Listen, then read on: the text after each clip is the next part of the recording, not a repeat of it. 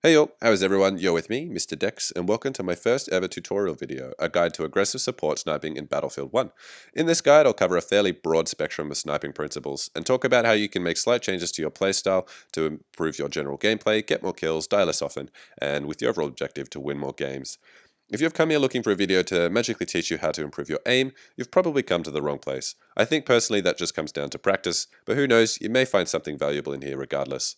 I also do realize that Battlefield 1 has been out for quite a while now, so I'm probably a little bit late to the party. But this video is for the people who consider themselves already okay at sniping, like above average, but they're having trouble getting to the next level. Maybe you're struggling winning one-on-ones, maybe you're having trouble hitting moving targets, things like that. Hopefully there's something in here that will help take your sniping to the next level. But first, a bit of disclaimer.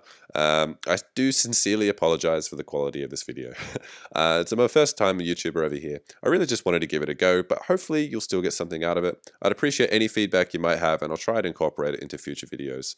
Also, while recording this video, I've developed, kicked, and then re-caught a bit of a cold, so my voice does sound a little funny in places. I do apologize for that. Hopefully it doesn't bother you too much.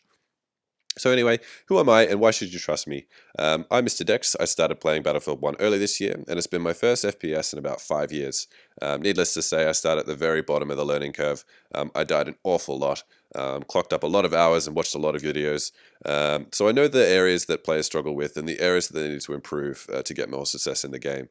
When I play Scout, I almost play exclusively infantry variants. I really love infantry variants. They're lots of fun. I think they're faster and more covert than the marksman and sniper variants, which is really important for aggressive play. And they also require a bit of skill, and you can be quite damaging to the other team if you play your cards right. I won't bore you by listing off various stats. Personally, they don't really mean all that much to me. What I will say is that I get one of these every 10 games or so, which is a ratio of about 0.1. And I'm actually quite proud of that. And personally, I think it's a better indication of skill than Dice's metric. So there you go, Dice, if you're watching. Forget your fancy skill algorithms, just measure the salt. But anyway, for the sake of earning at least a little bit of your trust, am I in the top 10 snipers in the game? No. Am I in the top 50? Yeah, also probably definitely not. I do think that I'm probably somewhere in the top few thousand or so of console snipers, maybe a little higher, maybe a smidge lower. I don't really know, or care for that matter. But I'm relatively successful, I think. All I'll say is that at the moment I'm averaging probably around 50 to 60, sometimes 70 kills in any given game of Conquest, with a KDR of around 3 to 5 per session. If it's really important to you, feel free to check my stats, but don't get all excited about them. They're really not that exciting. But that's me. Now for the tutorial. So the first thing I want to do is define what I mean by aggressive support sniping. I think there's a bit of a misconception in the Battlefield 1 community that playing the objective equals specifically capping flags, rushing the objective and hoping for the best. That's just simply not true. You're still playing the objective when you defend flags and when you're controlling key areas of the map. So this tutorial should help you play smarter.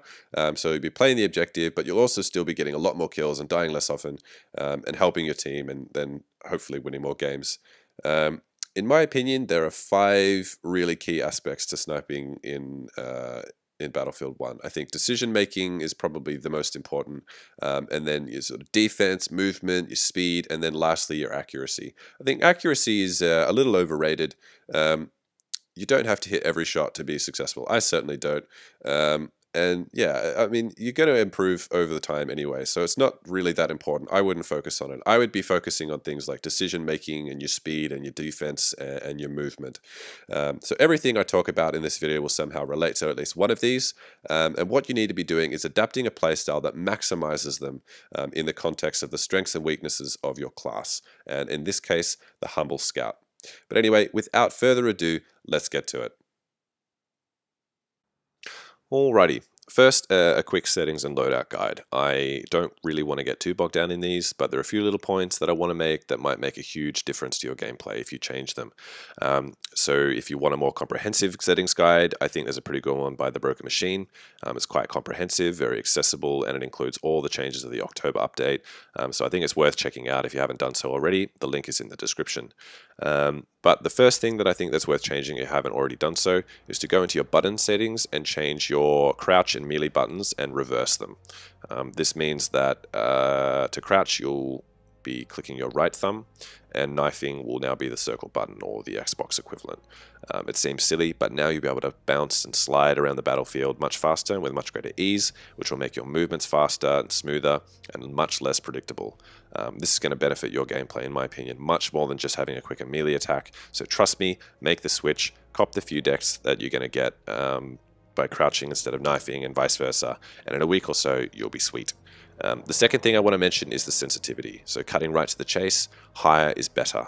Why? I can think of two reasons. Firstly, it will make your movements faster, so you can check corners, check behind you faster. It means you can push up faster and safer. It also means you can evade enemy fire better because strafing left and right is slower than sprinting forward. So imagine sprinting forward, doing a quick 180 and sprinting back. All the while you're sort of searching for your target and shooting at them. It's much faster and much easier to do with a higher sensitivity. Secondly, it means you can respond to both threats and opportunities faster. People tend to focus on people's ability to quickly deal with someone who is already shooting at you. But what about the players who are out in the open and running towards cover or something? If you can snap to them faster, you have that extra split second to take a more accurate shot. And then if you manage to kill them, obviously that's a player off the map, one less player to worry about, etc., etc. It's these little 1 to 2% that gradually stack up and make you a better sniper. So when you can find something that's going to make you faster or more accurate, take it. The only other thing that's worth mentioning is don't raise the sensitivity to 100% right away. You can see that my sensitivity is around 50. I'm increasing mine in increments of sort of 3 to 5%, which is allowing my reflexes time to adjust and is not really throwing out my muscle memory too much. The last thing in the settings that I want to bring up is, of course, the aim assist. It's a very controversial topic, I know, in the Battlefield 1 community. Some people love it, some people hate it. I definitely fall into the latter category because I hate features that standardize players. However, it is there, we got to deal with it, and there's no sense in disadvantaging ourselves because we disagree with a principle. Having said that, I still think you should at least turn the auto rotation off, and here's why. Auto rotation is that feature that helps you snap to your targets. It's of course abused by some players, but it also has some deep flaws that some people I think are probably not aware of. Firstly, it doesn't help you with moving targets. It's going to snap to where they were and not where they're going to be. This is particularly problematic when you're fighting in sort of middle distances. So if someone's dodging back and forth and taking shots at you or something like that, you're going to have to readjust your aim, which is going to slow you down and you're probably going to lose the battle. It also snaps to the chest, which means it's not going to save you in situations that require a headshot to survive, and it will slow you down when you're trying to get multiple headshots on groups of like prone players, for example. Lastly, it gets confused like quite severely when there are multiple players standing close to each other, and it's impossible to get a hit. I like having control over where I aim, and once you sort of practice without it and with good sensitivity, you'll be almost as fast as people who use it, and you'll have much more control. I'd recommend leaving the slowdown on. It's a feature that slows down your aim when it's over a target, which increases your control. This is going to be especially helpful when you have a high sensitivity, but it also shares this confusion with the auto rotation, but in my opinion to a much lesser extent. So in my opinion, for most players, the pros of this feature far outweigh the cons. Also, if you like playing the other classes from time to time, for muscle memory purposes, you need to have this feature either consistently on or off, and it's an absolute necessity, in my opinion, for the other classes. So I'd leave it on unless you play all the time exclusively as a sniper and you want to be like the #1 sniper. As a general side note, if you're turning this off for the first time, you should also turn off the stick acceleration. With this feature enabled, your stick movement accelerates as you hold it, and you don't want that without auto rotation because you want a smooth, standard movement, which is going to help your muscle memory. But that's enough on settings. Let's have a quick look at the loadout before I get into some of the more meaty stuff. Now, I play as an infantry sniper. I'm really not very good with scopes, and I'm fully aware of that. I think the extra time it takes to look down your scope as opposed to the iron sights is a little too costly for me, particularly in close range and when you're playing aggressively. Some people, admittedly, are really amazing at it. I'm definitely not. So I'm only going to cover the infantry weapons and leave the rest to tutorials made by others. But when choosing your loadout, you need to think about the situations you expect to be dealing with, because there's no one-size-fits-all weapon, so it's good to be able to adjust to using different ones and make sure you're taking in the right tool for the job.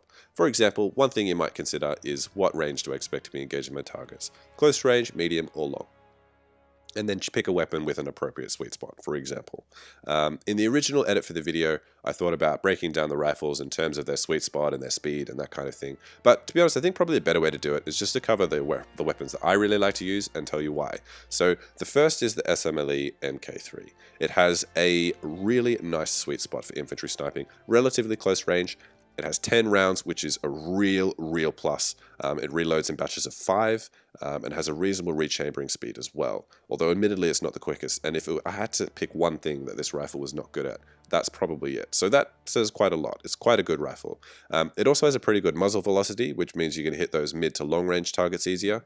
I personally wouldn't recommend going after long range targets, mostly because it's a waste of time, although the option is there, I suppose. I'd pick this rifle on more mid-range maps, like Ballroom Blitz, for example, or in operations where it's easy to pick a range and you can pick people off, because you can't underestimate the effectiveness of that one-hit kill. I think it's a really nice rifle. The second is the Gewehr M95. It has no sweet spot, which sounds like a massive negative, but it does have the fastest rechamber speed out of all the rifles and always reloads 5 bullets at once. So this lack of sweet spot is more than made up for by its sheer speed, and it outplays every other rifle outside of their respective sweet spot. It's great for close range. Not so much for longer ranges because it doesn't have a great muzzle velocity, but you can get that second shot off quicker. So mid-range, it's really powerful, and close range as well. It also means you have the potential to kill multiple enemies really quickly, because, you know, especially if there's a grenade or something like that up that's just gone off, you can just take a couple of quick shots, get off a couple of quick kills. So please don't disregard this rifle because its lack of sweet spot is really one of the best weapons in the game. I really love it, and it's great for aggressive play and close range. The third weapon is a little bit of a wild card. I actually really like the Vitali. I don't really know how to say it. I used to hate it because of its rechamber speed, but it's actually really lethal in close range. I wouldn't use it in a really overly aggressive fashion. I think for this one you might need support for the team, but you can really do some damage. Like, man, you can do a lot of damage if you play it right. If you're using the Martini Henry at the moment, I'd try this one, I'd give it a go, because I think the play styles are fairly similar, but it's got a bit more versatility, which means you can play a little bit more aggressively than you can with the Martini. It's definitely a skill weapon though.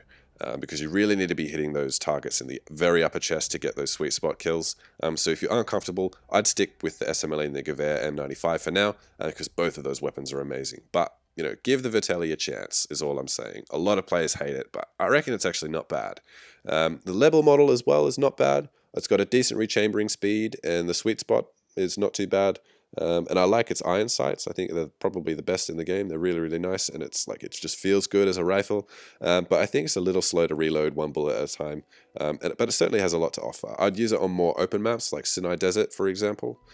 So those are probably the 4 weapons that I use the most. Mostly the SMLE and probably the Gewehr M95. But the Vitali as well is quite a lot of fun. I use 2x zoom on all of these. It's very important to keep that consistent. Iron sights as opposed to radian, that's just a personal thing. The Vitali, I use the carbine because, like, the sights are hideous. And the bayonet off. The bayonet must be off. Having it on slows down the speed that you aim down your sights after sprinting, and getting that first shot off is vital when using a bolt action. Bayonet charges, in my opinion, are really easy to hear, they're easy to dodge, and they're really only good against elite classes. And even if you do get somebody, everybody in the area knows that what you've done, and you're going to die almost straight away after, so I'd probably leave that off. As for sidearms, your choice is really rapid fire versus power. So which is basically the Mars Automatic or the Hammerless. I use the M1911 as a middle ground, but mostly because I have the care package skin and I kind of like showing it off. Gadgets, I would use the Spot Flare and the K-Bullets. K-Bullets are really good against elite classes, remember? And also for harassing vehicles while they're trying to repair and taking out plane engines and things like that. Tripwires are okay as well, more defensive, but are also good. I haven't actually had a chance to play it with the perimeter alarm specialization, so maybe that's really helpful, I don't know. But yeah, I would go the Spot Flare and the K-Bullets. Grenades are, you know, user's choice. I like using gas grenades, are quite fun. Impact grenades as well can be okay because you get that first shot off and then finish them with the grenade if they're behind cover or something like that. Smoke grenades are also really good. Don't disregard those. I know it's nice to have sort of an explosive or lethal grenade, but smoke is really good to sort of push up in operations and things like that. Melee weapon, I use sort of daggers and things like that because they're faster, and if you get a first shot off, you can finish them with a dagger, and that's all fine. Specializations, I use cover because I don't like being suppressed. Quick unspot and inconspicuous, they're my three. But you know, to be honest with you, use whatever you like. But those I think are probably the most important. So that is my loadout. So let's get on with it. Okay, so I was having a bit of a think, and I was asking myself, of the 5 principles I mentioned earlier, which is the one that the players struggle with the most, and which is the most important? I think the answer for both is probably decision making. Remember that every little action that you take in the game is the direct result of a decision that you've made, and I mean literally everything. Target prioritization, which route to take to an objective, the choice of shooting a target or not revealing your position, literally everything you do. Some will be made lightning fast on the spot, and others you'll have a bit more time. But to help us get a bit of a grasp over it, I'm going to break it down into this 3-step process. First, gather information. Gather as much information as possible, as often as possible. Second, predict the enemy movement using the information that you've been gathering. And finally, counter the enemy. So let's first take a look at information gathering. And the first place you can do that is in the spawn screen. So as a bit of an example, do you ever get on a bit of a kill streak and then when you get killed, you suddenly feel like you suck again? I'd say most of this is because the information that you have about the map is out of date. Enemy players will have moved, flags will have been capped, spawn locations will have changed, and believe it or not, when you're playing, you're absorbing all this information that you don't realize, and when you get killed, that source of information is removed, and the enemy has the edge on you. So now you have to assume you know nothing about the other team, and you need to get as much information as you can before spawning. So first thing you need to do is figure out where the bulk of the enemy team is. In my experience, the majority of players usually end up huddling together. Look out for telltale signs like quick objective capping or a string of friendly deaths. And then don't get greedy. Avoid dealing with large groups of enemies unless you have support. You may also want to figure out where there might be a couple of stray players operating by themselves as well. But you can also use the map to your advantage. In this clip, I had a quick look at the map and decided there's a possible flanking opportunity at C. The enemy are attacking the objective from my team side of the map, so by spawning on C, I hope to get behind them and cause some damage. Now, given they had a tank and a fair few players around there, I elected to go assault, so I apologize for not showing a sniper clip in a sniper tutorial. It's a bit strange, I know, but I think it demonstrates the importance of taking those extra few seconds to strategize before you spawn. So the next source of information can be found on the fly during regular gameplay, and it's called positioning. This is the difficult bit, and it's the bit that lots of players struggle with and almost no one does perfectly. So use cover to protect yourself and gather information using sources like friendly troop movements and the kill feed, which, by the way, if yours is currently set to show all the kills in the entire game, why not try set it to showing kills only in your immediate area, because this means you're going to get much more relevant information and you're going to be alerted straight away when something is going on in your immediate vicinity, which is really important. So use all this information to create a picture in your mind of where the enemy could be coming from and limit the angles of exposure while trying to locate the enemy and get rid of them, basically.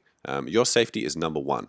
Take your time, go slow, and don't give away your position if it means you're going to get killed. But take, of course, any opportunity to pick off any exposed enemies. As a side note, your peripheral vision is great for picking up movement on the edge of your screen, but it's really bad at sorting out details. So for many players who aren't veterans of FPS games, we like to stare at the center of the screen, and when we want to look somewhere, we just aim at it. Try to get out of this habit, because you're not going to see the enemy staring out the window or lying down in the shadows. So if you're dying a lot from behind or from the side, this could be why. So it's important to know where the center of the screen is, yes, and aim where you expect people to be coming from, but try not to fixate on it. Use the whole screen for information. The last point I wanted to make about information gathering is related to the minimap. Many players, I think, misuse the minimap, either by not using it enough, or more commonly, I think, over-relying on the information it provides. A classic example of this is using it to single out an enemy around a corner or something, rushing in and getting killed by another guy who hasn't been spotted yet. Or players just fixate on it and are completely unaware of what's going around them.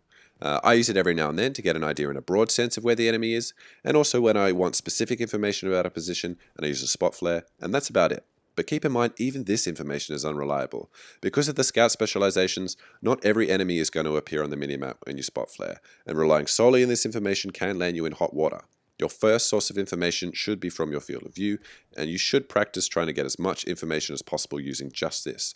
I would recommend playing some hardcore to help you with this. As an infantry sniper, one-hit kills are lots of fun, and you're going to pick up some really nice skills along the way. So that's it for information gathering for now. Let's look at predicting enemy movement. Alright, so predicting enemy movement. A lot of this, I think, comes down to map knowledge. Like, ask yourself as often as possible, where are the enemies likely to come from? Where will they spawn? What objective are they likely to go to next? Are there lots of enemies on this objective, or are most of them elsewhere on the map? Hopefully you're answering these questions using the information you've been gathering. As for player spawns, general rule of thumb is obviously they're going to be spawning on the side of the objective that is closest to their home spawn. However, some objectives have very specific spawns, which makes your job a lot easier. You may have also noticed that if you spawn further away from an objective, it means it's contested, and use that information when you're spawning yourself, i.e. the objective is unsafe, or defensively position yourself to deal with the enemy team spawning in to defend the objective that you're currently capping. As for predicting movement, think about how you'd like to move around the map. Think about if that changes depending on which class you're playing.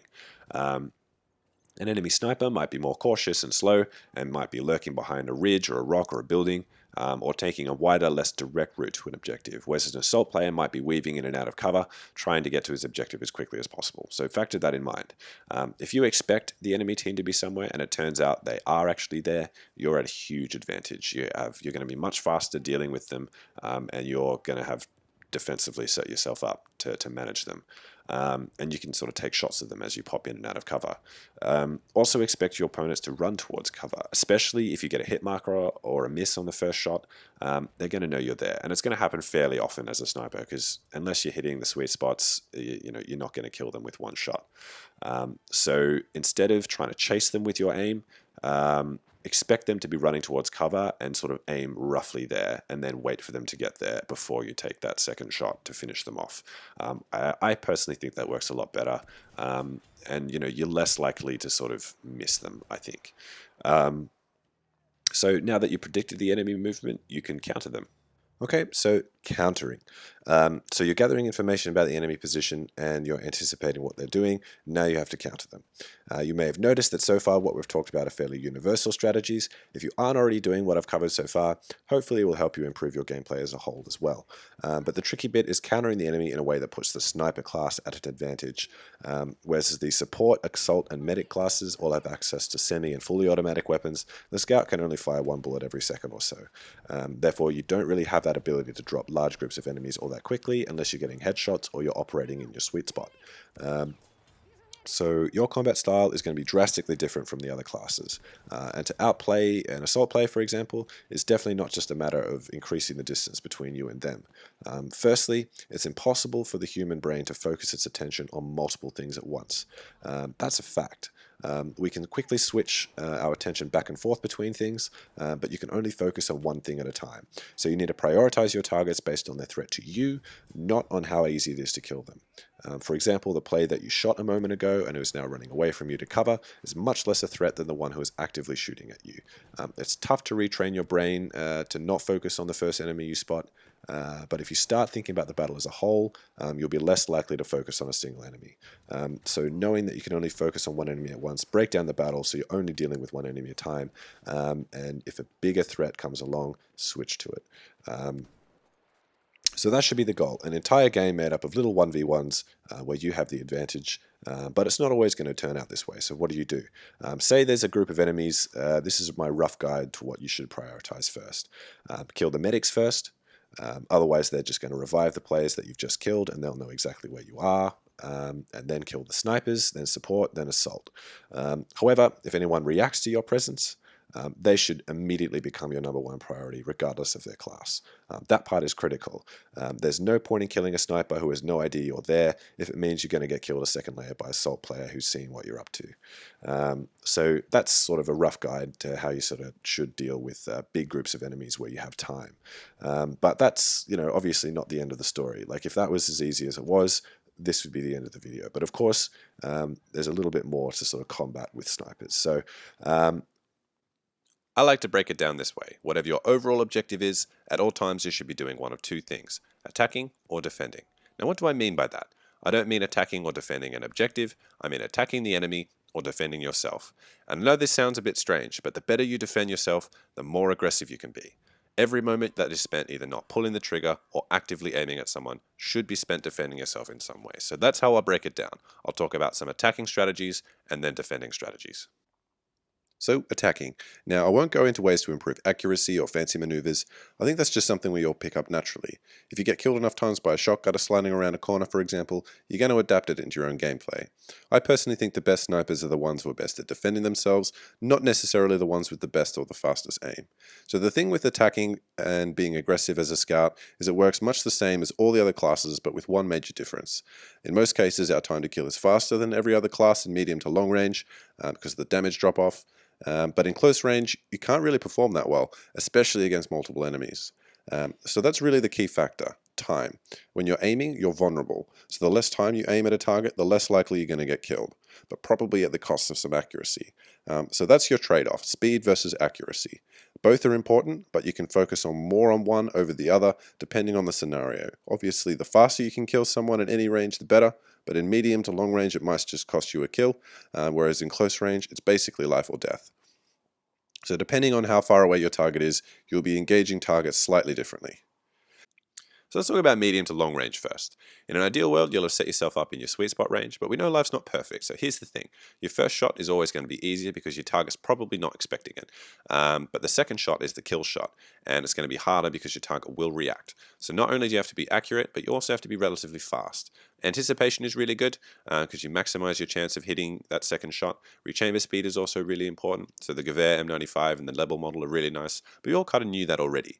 But realistically, practice just makes perfect. Either way, they probably won't shoot back at you unless they're a sniper, and even if they do, that kind of just makes them an easy target.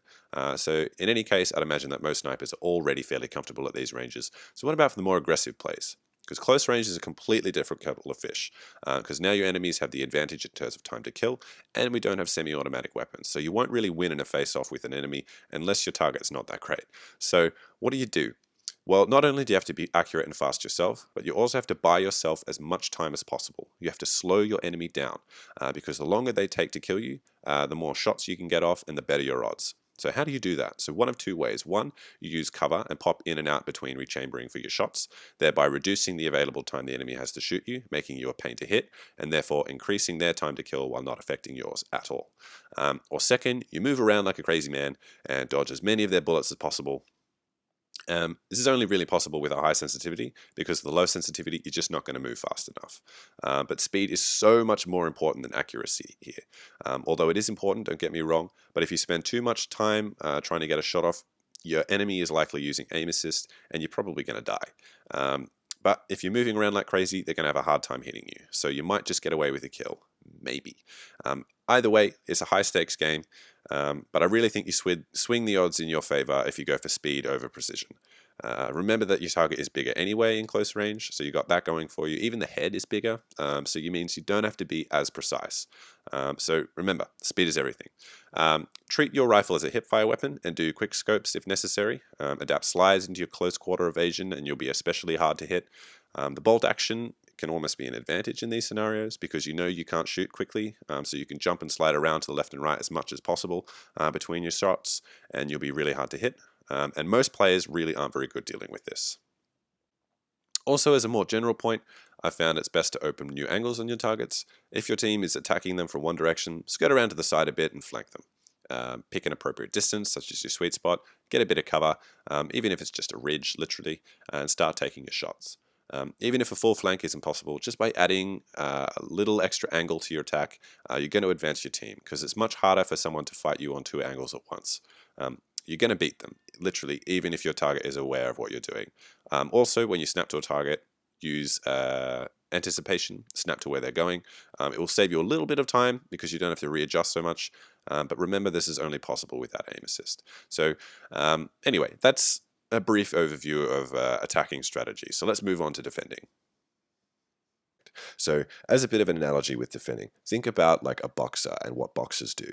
They're always defending themselves in some way. They've got their hands up, they're moving around, and then only they're taking their punches when opportunities present themselves. That's how you sort of have to think as a sniper, because you only have that sort of 1 second between shots kind of issue. So if you're defending yourself, you're taking a shot and then you're defending yourself again between your shots, you're going to be very hard to hit and you're going to be doing lots of damage. So there are two ways to defend yourself: cover and movement. Cover is clearly better in some regards because you can't physically shoot through it, but combining the two I think is best, as it means you can still see the battlefield and get your quick shots off, and it's really hard for the enemy to hit you. So firstly, I'll talk about cover. So remember when I said if you aren't shooting, you should be avoiding getting shot. This also applies when you're rechambering or reloading. So if you're already behind cover, a really good strategy is to peek, get a shot off, and then take cover again. So if you switch your butting settings like I suggested earlier, you can bounce up and down with your right thumbstick, taking out targets and staying relatively well protected.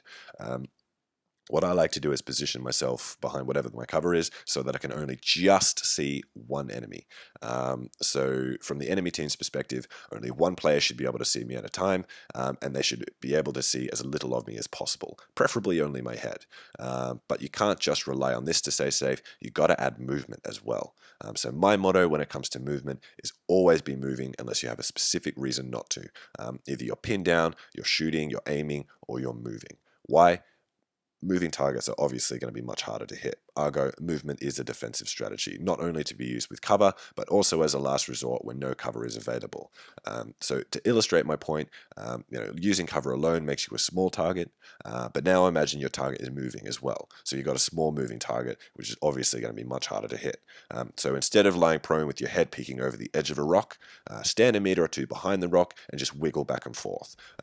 So you're still looking at the battlefield, you still have the same line of sight, you still have a small target, but now it's moving and you're going to be much harder to hit. I always do at least a wiggle between shots. Ideally, I like to sort of dart to the right or left between shots, because you're going to be moving faster, so you're going to be harder to hit. But at the very least, sort of wiggle back and forth.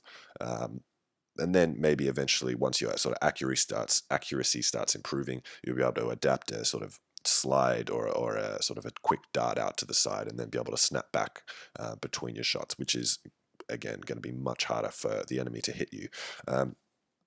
I especially do this when I'm caught out in the open. It's good practice. So if you aren't already doing it, you need to get onto it. Actually, like speaking of lying prone, like I don't understand why anyone is lying prone. It really only gives you an advantage if you're using a bipod, which is like sniper scopes, which in my opinion is not that great. And it's really only conducive to really kind of long range shooting. And if you've got a massive scope glint, you're a huge target. You're basically gifting someone an easy headshot.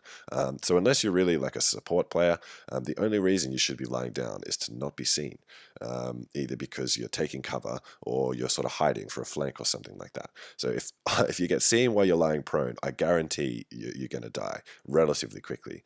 Don't lie down as part of your evasive technique. It's better to jump and slide and weave. And definitely don't lie down in the same spot for any length of time. So trust me, I think it's one of the biggest mistakes scouts make. And if I see someone lying down, that's a free headshot for me. Don't make my job easy. You can, I think, lie down temporarily, like quickly, so maybe like a second or two, to open up a new angle, like say for on Fort Vaux or something like that. You can sort of lie down at the top of a staircase and you can see feet running through. So it is useful, don't get me wrong, but definitely don't just sort of lie down for any length of time.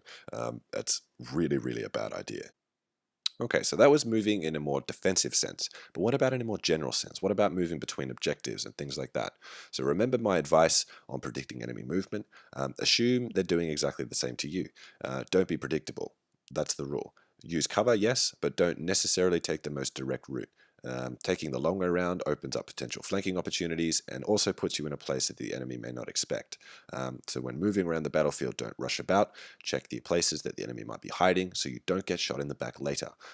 Clear houses, check corners. The more methodical you are at this point, the safer your assumptions are going to be about the whereabouts of the other team, and that mental image you have of the map is going to be much more accurate.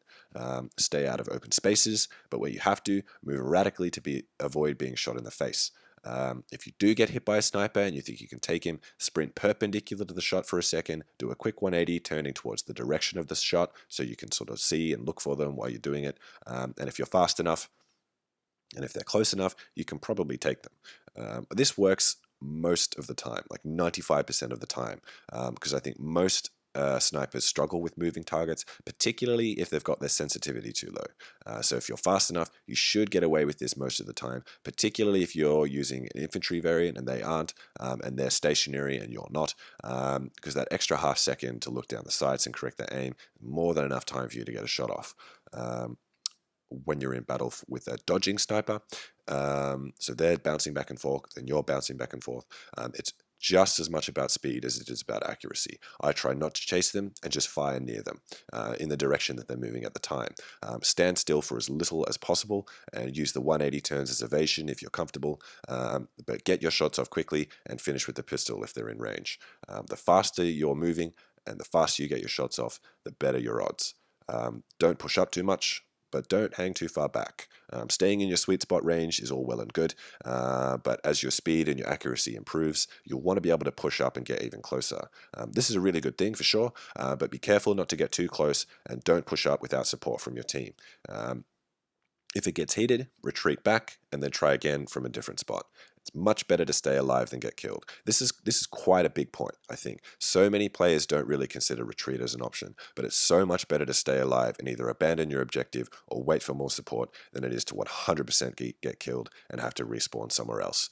At the very least, it buys you time and it tempts them into chasing you. Chasing a target gives them an advantage. That is like the general rule of thumb. Try not to chase people. Why? If you're being chased, you know the terrain and you know where your enemy is coming from. And so you can predict them and you're basically aiming and waiting for them to come around a corner or something like that. On the other hand, as the chaser, you have none of this information. You don't know how far they have gone, you don't know which direction they've taken. So if you have to chase someone, do it a little bit unpredictably, like go a different direction, circle around, or get some height or something like that. Be as unpredictable as possible if you're chasing a target, but where possible, just don't do it. All these considerations of movement are defensive in nature, in that if you're practicing them well enough, it's going to stop you getting shot so much.